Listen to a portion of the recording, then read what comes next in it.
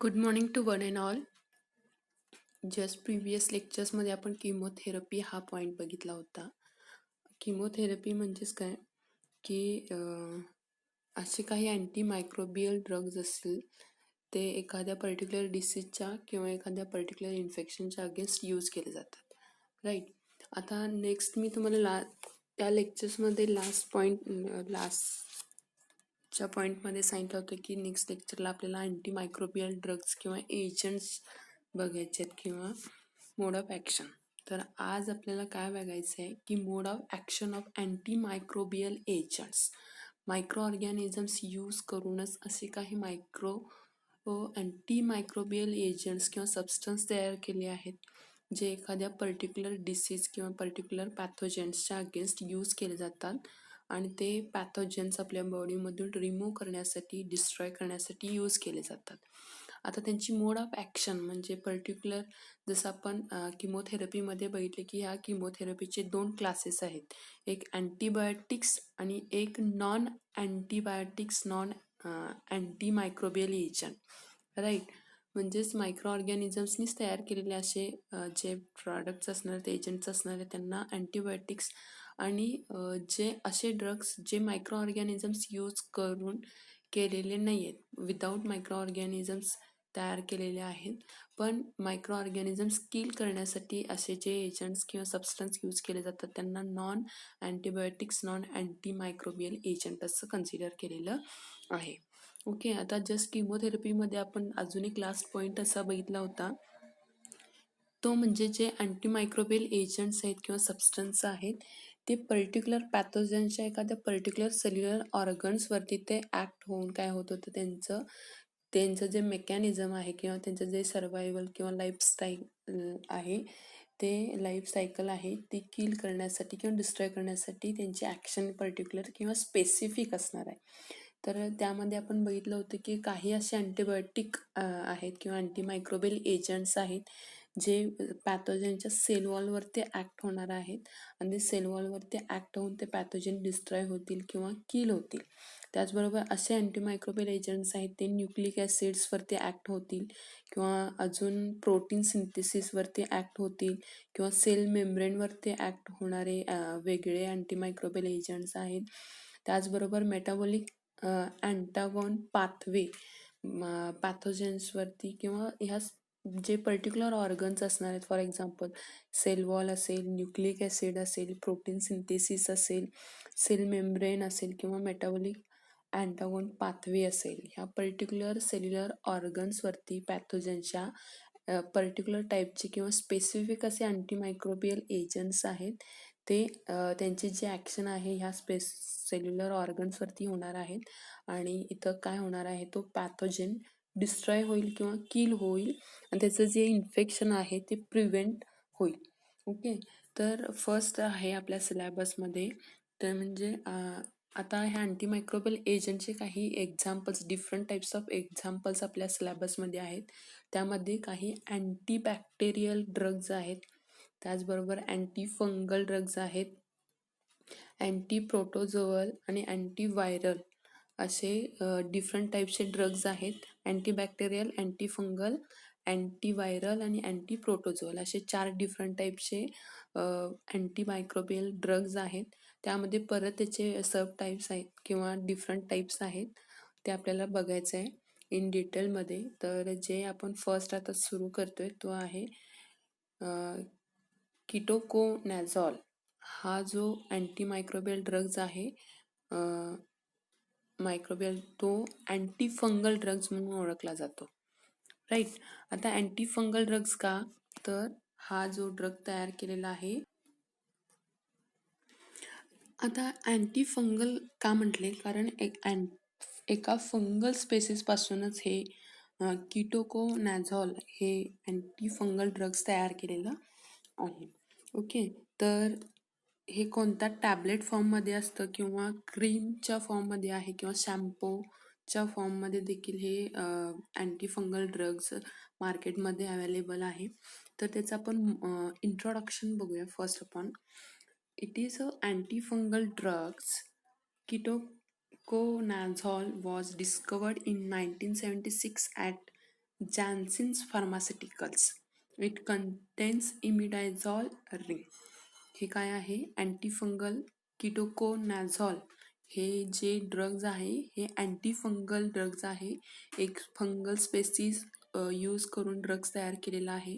त्याचबरोबर first time डिस्कवर केलेला आहे इन 1976. सायंटिस्टचं नाव आहे जॅन्सेन. हे एक फार्मास्युटिकल्स होते. आणि याचं जे केमिकल स्ट्रक्चर जर आपण बघितलं तर ह्या केमिकल स्ट्रक्चर्समध्ये आपल्याला अँटीफंगल ड्रगच्या या केमिकल स्ट्रक्चर्समध्ये इमिडाझॉल रिंग आपल्याला बघायला मिळते. तर हे तर त्याचं एक केमिकल स्ट्रक्चर कसं असणार आहे तिथं मी एक इमेज ॲड केलेली आहे, तुम्ही तर बघू शकताय. तर इमिडाझॉल रिंग याला अटॅच असणार आहे. तर नेक्स्ट आहे मोड ऑफ ॲक्शन. ॲक्च्युअली ह्या ड्रगची मोड ऑफ ॲक्शन किंवा जिथं आपल्याला इन्फेक्शन झालेलं असणार आहे एखाद्या फंगल स्पेसिसचं, त्या ठिकाणी हे किटोकोनाझॉल हे फंगल ड्रग्स कसं काम करणार आहे किंवा त्याची ॲक्शन कशी असणार आहे ते आपण बघूया. तर फर्स्ट आपण ketoconazole is structurally similar to imidazole and therefore with the fungal of ergosterol, a constituent of fungal cell membranes as well as certain enzymes. Okay, हे जे किटोकोनाझॉल जे अँटीफंगल ड्रग्ज आहे इमिडाझॉल स्ट्रक्चर सारखे सिमिलरली दिसणार आहे. आणि हे जे अँटीफंगल ड्रग्ज आहे आता कुठल्या त्याचे ॲक्च्युअल मोड ऑफ ॲक्शन असणार आहे तर जे फंगल आहे किंवा interfere with the drugs should be interfere with fungal ergosterol, a constituent of cell membranes. फंगसच्या सेल मेम्ब्रेनमध्ये अर्गेस्टोरॉल हे एक सेल कॉन्स्टिट्युएंट आहे. ह्या सेल कॉन्स्टिट्युएंटवरती याची ॲक्शन असणार आहे. त्याचबरोबर फंगस जे एन्झाईम्स तयार करणार आहेत त्या एन्झाईम्सवरती हे किटोकोनाझॉल ची ॲक्शन असणार आहे. एक गोष्ट लक्षात ठेवा इथं, जे फंगसच्या सेल मेम्ब्रेनमध्ये एर्गोस्टेरॉल हे एक सेल कॉन्स्टिट्युएंट आहे. आणि ह्या अर्गोस्टेरॉलमध्ये किंवा आपण सेल मेम्ब्रेनवरती आणि फंगसनी तयार केलेल्या एन्झाईम्सवरती हे किटोकोनाझॉलची अँटीफंगल ड्रगची ॲक्शन असणार आहे. ओके, नेक्स्ट आहे ketoconazole works principally by inhibiting the enzyme cytochrome P460 14 alpha demethylase. Actually जे एन्झाईम्स असणार आहे त्या बरोबर किंवा इनिबिट म्हणजेच काय, एन्झाईम प्रोड्यूस करणारे जर त्यांची ॲबिलिटी जर इनिबिट केली तर काय होणार आहे की तो फंगल स्पेसिस आहे किंवा त्याची ग्रोथ काय होणार आहे तिथं स्टॉप होत जाणार आहे. नेक्स्ट आहे this enzymes participates in sterol biosynthesis pathway that leads formation of ergosterols from lanosterol. Okay, म्हणजेच फायनली काय होणार आहे की एकंदरीत की हा जो अँटीफंगल ड्रग्ज आहे किटोकोनाझॉल्स फंगसच्या सेल मेम्ब्रेनवरती आणि त्या फंगसनी पर्टिक्युलरली तयार केलेले जे एन्झाईम्स असणार आहे त्या एन्झाईम्सवरती ॲक्ट होणार आहे. आणि फायनली काय होतं, यांचे जे ॲक्शन एकदा का त्या फंगस त्या पर्टिक्युलर टाईपच्या ज्या एन्झाईम्सवरती किंवा सेल मेम्ब्रेनवरती ॲक्ट झाले की त्यांची ॲक्शन तिथं स्टार्ट होणार आहे आणि ती इनिबिट करणार आहे. आणि फायनली तिथं जो पॅथोजन असेल किंवा तो पॅथोजेनिक फंगल स्पेसिस जे असणार आहे तिथं ती डिस्ट्रॉय होणार आहे आणि त्याचं इन्फेक्शन काय होणार आहे, प्रिव्हेंट होणार आहे. ओके, तर हे होतं त्याचं mode of action. Next use of ketoconazole. आता हे जे अँटीफंगल ड्रग्ज आहे त्याचं यूज काय आहे तर किंवा कोणत्या डिसीजच्या अगेन्स्ट तो यूज केला जातो तर finally ketoconazole is usually prescribe for topical infection such as athlete's foot, ringworm, candidiasis and jock itch. Also used as body wash or in shampoo, anti dandruff. आता यांचे किटोकोनाझॉल आपण जस्ट अँटीफंगल ड्रग्ज आहे आपण बघितलं, introduction बघितलं. जॅन्सेन या सायंटिस्टने 1976 डिस्कवर केलेलं आहे. त्याचबरोबर अँटीफंगल ड्रग आहे आणि त्याचं केमिकल स्ट्रक्चर बघितलं आपण.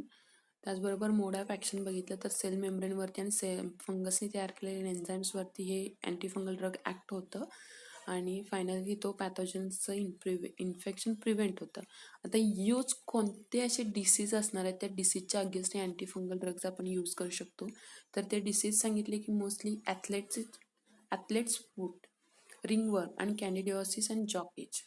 आता हे जे आहे ते स्किन डिसीज आहेत, ते आपण बघू शकतोय. नेक्स्ट मी इमेज एक ॲड केलेली आहे, तुम्ही बघू शकता. त्याचबरोबर अँटी डॅन्ड्रफ शॅम्पू म्हणून देखील हे यूज केलं जातं. इथं प्रॉडक्ट्स मी ॲड केलेले आहेत. तर हे मार्केटमध्ये अवेलेबल्स आहेत प्रॉडक्ट. तर शॅम्पूमध्ये किंवा बॉडी वॉशसाठी देखील ह्या अँटीफंगल ड्रग्ज या फॉर्ममध्ये किंवा या प्रॉडक्टमध्ये अवेलेबल्स आहेत. तर हे कॅन्डिडिओसिस किंवा ॲथलेट्स फूड्स म्हणजेच काय, हे जे आहे ॲथलेट्स फूड्स आपण मोस्टली हे रेनी सीझनमध्ये आपल्याला काही पेशंट्समध्ये किंवा लोकांच्यामध्ये आपल्याला हे बघायला मिळू शकतं. हे कॉमन, हे सगळे जे डिसीज आहेत ते कॉमन आहेत. त्याचबरोबर रिंग वर्म म्हटलेलं आहे किंवा जॉक इच, हे जे इमेज ॲड केलेले आहे ती जॉक इच आहे. तर हे असे हे जे फंगल स्किन डिसीज आहेत त्या डिसीजच्या अगेन्स्ट आपण अँटी फंगल ड्रग्ज म्हणून कीटोकोनाझॉल हे ड्रग्ज यूज करू शकतो for the cure of particular types of disease which are caused of pathogenic fungal species. Okay, तर आय होप तुम्हाला इथं अँटी फंगल ड्रग्ज म्हणून आपण कीटोकोनाझॉल हे जे फर्स्ट फंगस ड्रग्ज बघितलेलं आहे याचं तुम्हाला लक्षात आलं असेल. तर नेक्स्ट आहे AZT. आता AZT काय आहे? अँटीव्हायरल ड्रग आहे. ओके, अँटीव्हायरल ड्रग्स म्हणजेच काय, व्हायरल पार्ट्सपासून किंवा मधून किंवा व्हायरस यूज करून हे AZT नावचं जे ड्रग आहे अँटीव्हायरल ड्रग्स तयार केलेलं आहे. जसं अँटीफंगलमध्ये आपण फंगसपासून तयार केलेलं अँटीफंगल ड्रग्ज बघितलं, तसं आपण AZT हे ड्रग्ज बघायचं आहे. आणि हे ड्रग आहे अँटीव्हायरल ड्रग म्हणजेच काय, व्हायरल पार्ट किंवा व्हायरसपासून तयार केलेलं हे ड्रग आहे. हे प्रॉडक्ट्स मी इथं जे ड्रग्स अवेलेबल आहेत मार्केटमध्ये त्याची एक इमेज ॲड केलेली आहे, तुम्ही इथं बघू शकताय. रेट्रोवेर कॅप्सूल्सच्या फॉर्ममध्ये असणार आहे इथं. आणि हे रेट्रो का म्हटले तर आपल्याला नेक्स्ट पॉईंटमध्ये बघायचं आहे. तर AZT जे आहे हे अँटीव्हायरल ड्रग आहे. आणि याचे प्रॉडक्ट्स कोणत्या फॉर्ममध्ये असणार आहे ते देखील मी इमेज इथे ॲड केलेलं आहे, तुम्ही बघू शकताय. तर फर्स्ट आहे इंट्रोडक्शन. तर इंट्रोडक्शनमध्ये काय सांगितले, AZTचा लॉंग फॉर्म काय असू शकतो, तर 3-अझायडो 3-डिऑक्सीथायमिडीन. तर ह्या AZTचा लॉंग फॉर्म आहे 3-अझायडो 3-डिऑक्सीथायमिडीन असा याचा लॉंग फॉर्म आहे. Jerome Horwitz of the Barbara and Karmanos Cancer Institute first synthesized AZT in 1964. तर Jerome Horwitz of Barbara and Karmanos cancer institute एक आहे. त्या इन्स्टिट्यूटमध्ये हे first time AZT antiviral drug synthesize केलेला आहे किंवा तयार केलेला आहे इन 1964 ओके, तर हे जे आहे drugs antiviral drugs it is synthetically produced non antibiotic drugs. जसं आपण किमोथेरपीमध्ये पॉईंट बघितला होता की non antibiotic non anti microbial agent, तसा हा जो नॉन अँटीबायोटिक म्हणजेच काय, मायक्रो ऑर्गॅनिझम्स यूज करून तयार केलेलं हे प्रॉडक्ट नाही आहे. तर it is synthetically produced non antibiotic drugs. Non antibiotics drug असणार आहे. तर MCQला देखील एखादं क्वेश्चन विचारू शकतो, followings are the non antibiotic drugs, आणि खाली 4 ऑप्शन असतील त्याच्यामध्ये हे AZT असेल. AZTचा लॉंग फॉर्म आहे 3-अझायडो 3-डिऑक्सीथायमिडीन असं याचा लॉंग फॉर्म आहे. Jerome Horwitz of Barbara and कार्मोनास cancer इन्स्टिट्यूटमध्ये फर्स्ट टाइम सिंथेसाइज केलेला आहे इन 1964. ओके, तर ही इथं त्याची इंट्रोडक्शन आहे. इथं केमिकल स्ट्रक्चर कशा फॉर्ममध्ये असणार आहे तुम्ही इथं बघू शकताय. तर केमिकल स्ट्रक्चरचं देखील मी इथं इमेज ॲड केलेली आहे. ओके, एक बेन्झिन रिंग आहे, त्याबरोबर एक शुगरचं स्ट्रक्चर आहे. आणि इथं नेक्स्ट सबस्टन्स अटॅचेस आहेत. त्यामध्ये नेक्स्ट आहे मोड ऑफ ॲक्शन. जसं आपण अँटीफंगल ड्रग्स कीटोकोनाझॉलचं मोड ऑफ ॲक्शन जसं बघितलेलं आहे, ह्याच पद्धतीचं मोड ऑफ ॲक्शन आपल्याला ह्या अँटीव्हायरल ड्रग्सचं बघायचं आहे. हे जे AZT आहे, AZT is a synthetic analog of thymidine.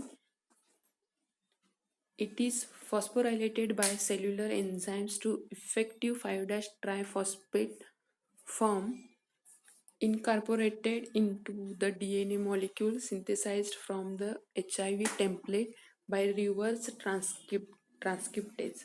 Because ACT lacks a 3'OH group, it cannot support further polynucleotide chain elongation and therefore terminate DNA synthesis. Okay. Next आपण बघूया मग एक्सप्लेनेशन बघूया. Most cellular DNA polymerase have a low affinity for phosphorylated AZT, but reverse transcriptase has a high affinity for phosphorylated AZT, which makes AZT effective against viral replication. The azido group increases lipophilic nature of AZT, allowing it to cross cell membrane easily by diffusion and thereby also cross the blood brain barrier. Okay, म्हणजेच काय मोड of action आता आपण बघूया. आता virus आहे म्हणजेच काय non living part आहे. ओके, अँटीव्हायरल ड्रग्ज आपण कधी यूज करणार आहे तर दुसऱ्या एका व्हायरसचं ज्यावेळी इन्फेक्शन होस्टला होईल त्याच वेळी आपण अँटीव्हायरल ड्रग म्हणून AZT यूज करायचं आहे.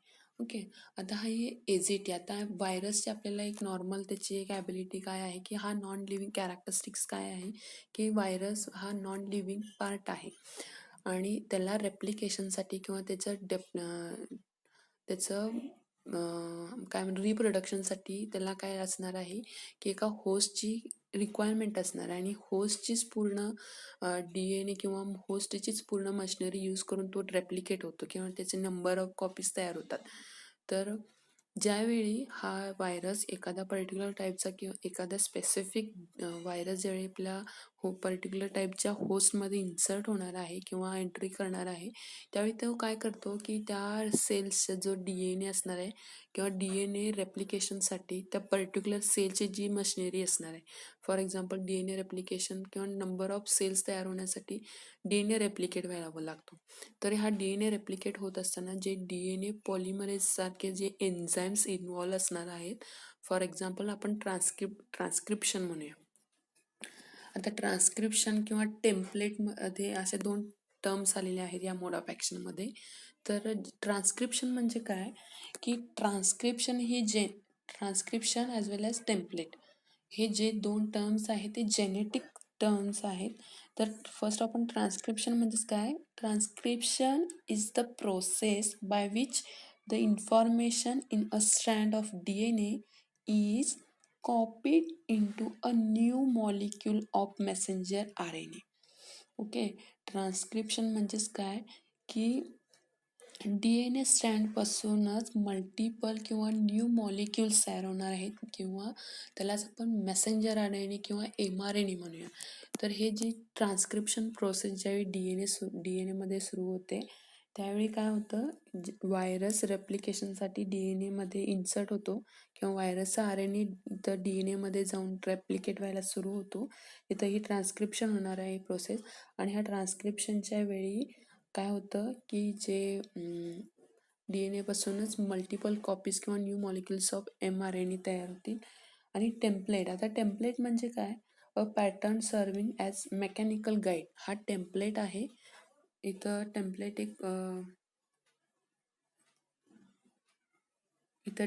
HIV template by reverse transcriptase म्हटली. ही टेम्पलेट म्हणजेच काय की ज्यावेळी हा मेकॅनिकल गाईड म्हणून काम करतो. कुठं तर DNA रेप्लिकेशनच्या वेळी किंवा व्हायरसचं जे रेप्लिकेशनचं काम सुरू असतं सेलमध्ये त्या होस्टमध्ये, तिथं हा टेम्पलेट तिथं त्याचं इम्पॉर्टंट किंवा मेकॅनिकल गाईड म्हणून त्याचा रोल प्ले करतो. तर in DNA replication each strand of the duplex acts as a template for the synthesis of new double helix. Double हेलिक्सचं स्ट्रक्चर असतं DNA चं, तिथं हा टेम्पलेट काय करतो की DNA रेप्लिकेशनमध्ये पार्टिसिपेट्स असतो किंवा इन्व्हॉल्व असतो, एवढं लक्षात ठेवा. तर हा आता हा अँटीव्हायरल ड्रग्ज कुठं काम करणार आहे, तर DNA ट्रान्स्क्रिप्शनच्या वेळी किंवा DNA पॉलिमरेज एन्झाईम्स आहेत, तिथं हे एन्झाईम्स इनिबिट करण्याचं काम हे अँटीव्हायरल ड्रग्ज करतात. ओके, एवढं लक्षात आलं की AZT हा जो अँटीव्हायरल ड्रग्ज आहे, जिथं रिव्हर्स ट्रान्स्क्रिप्टेज प्रोसेस सुरू असते, HIV human influenza virus. Okay, तर ह्या ह्युमन इन्फ्लुएन्झा व्हायरस जिथं रिव्हर्स ट्रान्स्क्रिप्टेजची प्रोसेस सुरू असते आणि तिथं एन्झाईम्स महत्त्वाचे असतात for the replication of viral RNA और DNA. ओके, तर हे व्हायरस रिव्हर्स ट्रान्स्क्रिप्टेज जे एन्झाईम्स आहेत, हे एन्झाईम्स इनिबिट करतात आणि एन्झाईम्स इनिबिट झाल्यामुळे काय होतं की व्हायरस रेप्लिकेट होत नाही किंवा त्याचं मल्टिपल कॉपीज तयार होत नाहीत. म्हणजेच काय होणार, तिथं इनिबिट होणार किंवा तिथं तो स्टॉप होणार आहे आणि त्याचं रेप्लिकेशन स्टॉप झाल्यामुळे तिथं त्याचं इन्फेक्शन जे असणार आहे ते प्रिव्हेंट होणार आहे. आय होप तुम्हाला इथं लक्षात आलं असेल AZTचं मोड ऑफ ॲक्शन कसं असणार आहे. तर AZTचं आता इथं मी एक इमेज ॲड केलेली आहे, तो कसा इथं ॲक्ट होणार आहे सेलमध्ये किंवा त्या होस्टमध्ये. तर इथं म्हटलेलं आहे बघा, प्रोव्हायरल RNA आणि इथं DNA पासून ज्यावेळी ट्रान्स्क्रिप्शन प्रोसेस सुरू होईल, म्हणजेच काय मेसेंजर RNA तयार होतात आणि हे मेसेंजर RNA काय परत होणार, व्हायरल mRNA, परत ट्रान्सलेशन, परत व्हायरल प्रोटीन्स तयार होणार त्याच्यामधून आणि ही पूर्ण अशी असेंब्ली तयार होणार आहे. आपण जस्ट व्हायरस कसा रेप्लिकेट होतो आपल्याला त्याची असेंब्ली माहिती आहे.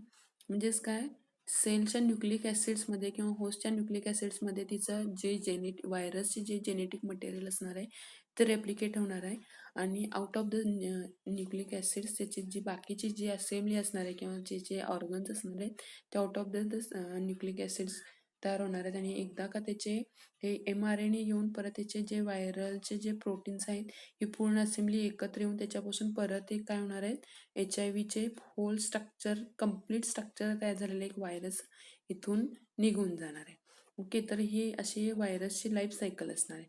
पण ज्यावेळी हे न्यूक्लिक ॲसिड्समध्ये ज्यावेळी अँटी ड्रग्ज आपण ॲड करू त्यावेळी काय होणार आहे, इथं पूर्ण एक सायकल दिलेली आहे, तुम्ही बघू शकताय की डायरेक्ट ह्या एन्झाईम्सवरती काय होतो, इथं सांगितलंय बघा. हे फॉर एक्झाम्पल आता मी इथं शॉर्टकटमध्ये तुम्हाला सांगते की हे जे अँटीव्हायरल ड्रग्ज आहे ते कुठं ॲक्ट होणार आहे डायरेक्ट, तर डबल स्टँड जो हेलिक्स डबल स्टँडेड DNA मॉलिक्यूल आहे तिथं येऊन तो ॲक्ट होणार. आता तिथं येऊन ॲक्ट झाल्यामुळे काय होणार आहे, तो इंटिग्रेशन होणार आहे त्याचं आणि हा जिनोमिक DNA आहे तो काय होणार, तिथं डिस्ट्रॉय होणार आहे किंवा त्याचं रेप्लिकेशनच तिथं काय होणार आहे, तो स्टॉप होणार आहे आणि डिस्ट्रॉय होणार आहे आणि रेप्लिकेशन स्टॉप झाल्यामुळे किंवा इनिबिट झाल्यामुळे त्याचं प्रिव्हेंशन इन्फेक्शन देखील प्रिव्हेंट होणार आहे. तर अशा पद्धतीचं ह्या अँटी व्हायरल ड्रगचं मोड ऑफ ॲक्शन आपण इथं बघितलेलं आहे, समजून घेतलेलं आहे. आता AZTचा किंवा अँटीव्हायरल ड्रग्ज जे आहे हे AZT 3- अझायडो 3- ट्राय मिथोथायमिडिन. तर याचा यूज कुठं होणार आहे किंवा कोणते डिसीजच्या अगेन्स्ट आपण हे अँटीव्हायरल ड्रग्ज यूज करू शकतो, तर मोस्टली आपण AZT is use in antiviral treatment, that is treatment of AIDS, acquired immune deficiency syndrome. Okay, AIDS या डिसीजच्या अगेन्स्ट हे AZT काय केलं जातं, अँटीव्हायरल ड्रग्ज यूज केले जातात किंवा द ट्रीटमेंटच्या फॉर्ममध्ये हे AZT ड्रग्ज, अँटीव्हायरल ड्रग्ज पेशंटना प्रोव्हाइड केलं जातं for the prevention of HIV viruses. Okay, तर आय होप तुम्हाला इथं लक्षात आलं असेल, आपण AZT आणि कीटोकोनाझोल हे एक अँटीफंगल आणि एक अँटीव्हायरल ड्रग्ज आपण बघितलेलं आहे. इंट्रोडक्शन बघितलं, केमिकल स्ट्रक्चर बघितलं, त्याचबरोबर मोड ऑफ ॲक्शन बघितले आहे आणि लास्ट त्याचा यूज आपण कोणत्या डिसीजच्या अगेन्स्ट ते ड्रग्ज आपण यूज करायचे आहेत असे बघितलेले आहेत. तर आय होप तुम्हाला इथं लक्षात आलं असेल. नेक्स्ट लेक्चरला आपण नेक्स्ट ड्रग्जचा स्टडी करायचं आहे, तर या लेक्चर्समध्ये आपण इथंच थांबूया. थँक्यू.